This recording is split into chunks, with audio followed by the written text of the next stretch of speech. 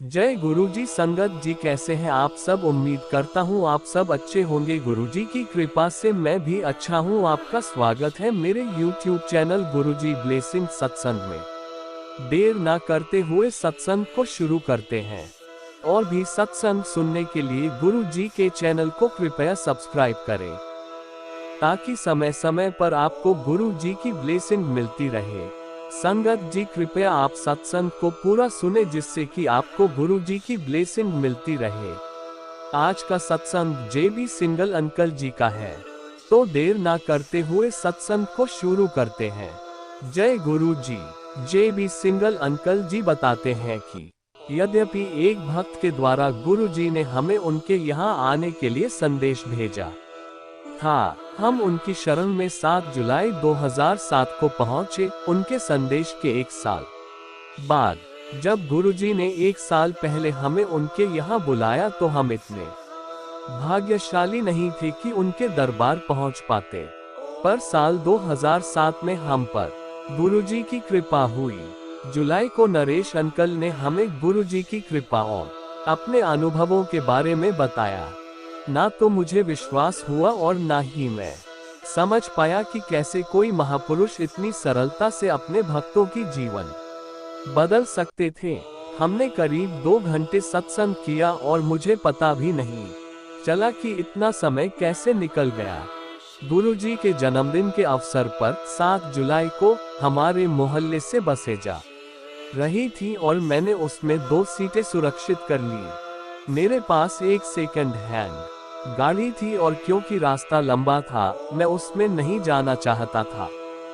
7 जुलाई को मंदिर जाने से पहले मैं दुकान पर बहुत व्यस्त रहा, जो मेरे व्यापार के लिए अच्छा था। मैंने खुशी खुशी अपना काम 5 बजे तक निपटाया और उसके कुछ देर बाद ही मैं गुरुजी की शरण में बैठा हुआ था। मंदिर में हमारा अनुभव इतना सुहावना रहा कि हमने नियमित रूप से सप्ताह में 1 बार जाना आरंभ कर दिया। हम एक बड़ी गाड़ी में साथ जाया करते थे।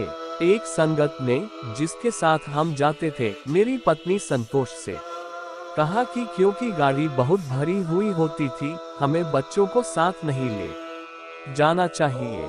संतोष ने गुरुजी से प्रार्थना की कि हम बच्चों को भी मंदिर ले जा सके और उसने गुरुजी से निवेदन किया कि वह हमें गाड़ी का आशीर्वाद दे, ताकि हम अपने आप मंदिर जा सकें।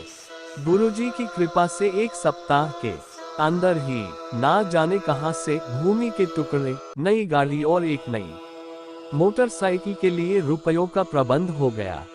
घर में गुरुजी का सत्संग। एक सुबह मैं संतोष से बात कर रहा था कि कैसे इतने कम समय में गुरुजी ने हम पर इतनी कृपा की थी। हम दोनों गुरुजी का धन्यवाद करने के लिए घर में गुरुजी का सत्संग रखना चाहते थे। हम करीब आधा घंटा इस पर विचार विमर्श करते रहे और फिर इस नतीजे पर पहुंचे कि पैसों की तंगी के कारण हमें सत्संग के बारे में अभी नहीं सोचना चाहिए। तभी हमारा एक पड़ोसी आया और अपने घर में इन्वर्टर और बैटरी लगवाने के लिए हमें 10,000 रुपये दिए। हमारी समस्या का तत्कालीन समाधान करने के लिए हमने गुरुजी का धन्यवाद किया और सत्संग के प्रबंध में जुट गए। सत्संग वाले दिन गुरुजी की कृपा हुई। उस दिन मौसम कुछ ठीक नहीं था, बादल छाए हुए थे और बारिश होने की आशंका थी। यद्यपि हमारे घर से 2 किलोमीटर की दूरी पर बारिश हो रही थी, गुरुजी की कृपा से सत्संग के स्थान पर बारिश नहीं हो रही थी। कुछ भक्तों ने फोन करके हमें कहा कि बारिश के कारण वो नहीं आ पाएंगे, पर यहाँ सत्संग और लंगर समाप्त होने के बाद ही 2 घंटे बहुत अधिक बारिश हुई। हमें लंगर भेंट करने का एक और अवसर प्राप्त हुआ। मेरे पिता 6 जनवरी 2009 को चल बसे। 3 दिन बाद हमने कुछ पंडितों को लंगर कराया। लंगर समाप्त होने ही वाला था जब 3 सरदार, सब 6 फुट कद के, अंदर आए और बोले, जय गुरुजी, हम यहाँ लंगर करने आए हैं।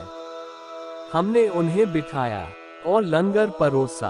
वह खुश होकर वापस गए। मैं सोच में पड़ गई। हम जहाँ रहते थे वहाँ कभी भी हमने किसी सरदार को ऐसे घूमते हुए नहीं देखा था। मुझे वास्तव में लग रहा था कि गुरुजी ने हम पर विशेष कृपा की थी। मुझे लगा कि वे ब्रह्मा, विष्णु और महेश थे जो हमारे घर हमें आशीर्वाद देने के लिए आए थे।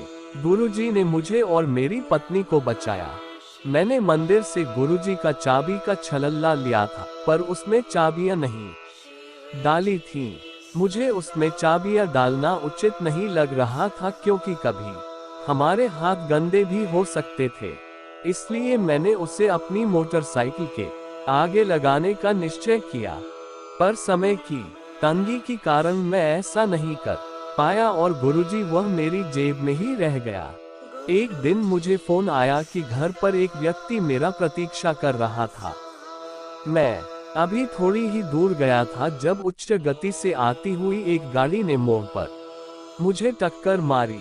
गाड़ी बहुत बुरी तरह क्षतिग्रस्त हुई और उसके आगे का हिस्सा बिल्कुल नष्ट हो गया, पर गुरुजी की कृपा से मुझे कोई बड़ी चोट नहीं आई। गुरुजी की शरण में आने से पहले हम पंडितों के यहाँ जाया करते थे। सब पंडितों का कहना था कि संतोष की आयु अधिक नहीं थी। गुरुजी के यहाँ जाने के बाद हमने पंडितों और ज्योतिषियों के पास जाना बंद कर दिया। एक बार संतोष को खराब खाना खाने से भारी बीमारी हो गई। कुछ ही घंटों में वो बहुत बेचैन हो गई और ताज़ी हवा के लिए घर से बाहर निकली।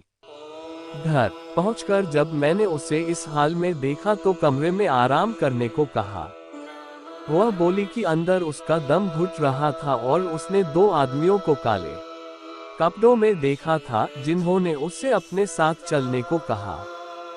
हमें उसके आसपास कोई नहीं नजर आ रहा था, पर तभी उसने उन दोनों आदमियों के पीछे गुरुजी को खड़ा देखा। गुरुजी ने उन दोनों आदमियों को संतोष को छोड़कर चले जाने को कहा। उन्होंने गुरुजी का आदेश माना और चले गए।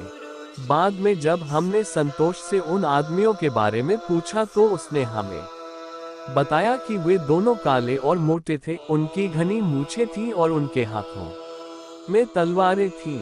उसने उस दिन यमदूत देखे थे और अगर गुरुजी उससे बचाने नहीं आते तो उस दिन वह नहीं बचती। धन्यवाद गुरुजी। संतोष को एक नव जीवन का आशीर्वाद देने के लिए संतोष को पीठ में दर्द भी रहता था। गुरुजी ने उसे सपने में दर्शन दिए। उन्होंने झाड़ू से संतोष को छुआ और पूछा कि क्या अब उसे दर्द था। संतोष ने जवाब दिया कि अब दर्द बहुत कम था। गुरुजी ने दोबारा उसकी पीठ को झाड़ू से छुआ और दर्द पूरी तरह से चला गया। जब वह सोकर उठी तो उसने पाया कि अब उसे दर्द नहीं था। वह दर्द उसे फिर कभी नहीं हुआ। खोया हुआ मोबाइल फोन मिला। 6 जून 2009 को मैंने नया फोन खरीदा। संतोष ने मुझे सुझाव दिया कि मुझे फोन गुरुजी के जन्मदिन के दिन 7 जुलाई को खरीदना चाहिए था, पर मैंने ठान लिया था और गुरुजी के जन्मदिन से 1 महीना पहले ही खरीद लिया। खरीदने के 3 दिन बाद ही वो खो गया। यद्यपि मैं निराश हुआ, मैंने इस नुकसान को अपनी भाग्य समझकर स्वीकार लिया और स्वयं को तसल्ली दी कि फोन उसके पास गया होगा जिसे इसकी अधिक आवश्यकता हो। मेरा एक दोस्त एक छानबीन संबंधी संस्था में काम करता है और मैंने उसे अपने गुम हुए फोन का IMEI नंबर दिया। 7 जुलाई को जब हम बड़े मंदिर गए तो मुझे अपना फोन याद आया क्योंकि उसमें कैमरा था और मैं उससे तस्वीरें खींच पाता। 2 दिन बाद मेरे दोस्त ने मुझे फोन करके उस जगह का पता दिया जहां वह सक्रिय था। मैं वहां गया और अपना हैंडसेट वापस लेकर आया। गुरुजी की कृपा से मुझे मेरा फोन वापस मिल गया। फोन खरीदने की बेकार की जल्दी ने मुझे एक सबक सिखाया। लड प्रसाद। एक शनिवार मैं बहुत ही व्यस्त रहा और दोपहर को खाना नहीं खा पाया। मैं शाम को करीब 6 बजे घर पहुंचा और हम उसी समय बड़े मंदिर के लिए निकल पड़े। लंगर करके जब हम मंदिर से निकले तो मुझे तब भी भूख थी। मैंने रास्ते में कहीं रुककर कुछ खाने का सोचा। तभी एक संगत मंदिर से बाहर आई और मुझे प्रसाद के 4 लड्डू दिए। मैं खुश हुआ और मुस्कुराए। बिना रह ना सका। संतोष ने मेरे मुस्कुराने का कारण पूछा। मैंने उसे कहा कि मैं प्रसाद खाने के बाद बताऊंगा। यद्यपि मुझे बहुत भूख लगी हुई थी, मैं 3.5 लड्डुओं में तृप्त हो गया और बचा हुआ 2 लड्डू मैंने संतोष को खाने के लिए दे दिया। फिर मैंने उसे सारी बात बताई और मुझे एक बार फिर अनुभूति हुई कि कैसे गुरुजी छोटी से छोटी बात का भी ध्यान रखते हैं।